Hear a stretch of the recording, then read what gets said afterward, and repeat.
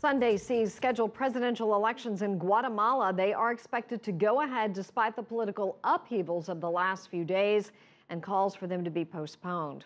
After the resignation of Otto Perez, the former president remains in jail facing corruption charges. Among the 14 candidates vying to take his place, the runner-up in the last presidential poll, a comedian and a former first lady.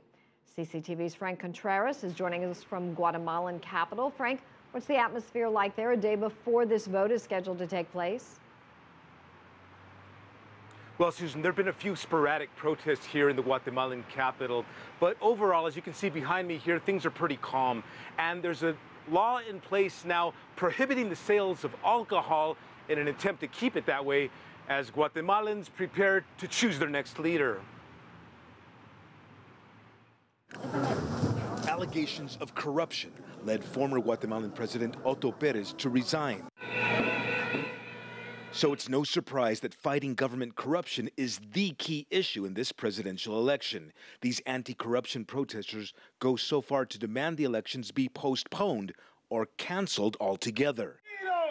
Among the 14 candidates vying for the presidency of Guatemala is Manuel Valdizon. He's a leading candidate and former congressman who promises to fight corruption. To achieve that, he says Guatemala needs help from the United States. I recognize that they have been our best ally, and today we must strengthen the ties of friendship and together fight against corruption.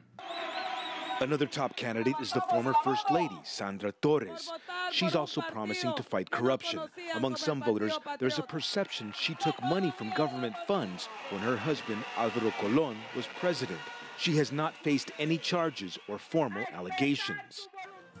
The candidate who has created the most excitement is television comedian Jimmy Morales. In this state of affairs, by uncovering acts of corruption, politicians have actually helped us reach this level. He has never held elected office. Many Guatemalans see that as an advantage. For them, it means, so far, he has never stolen public money.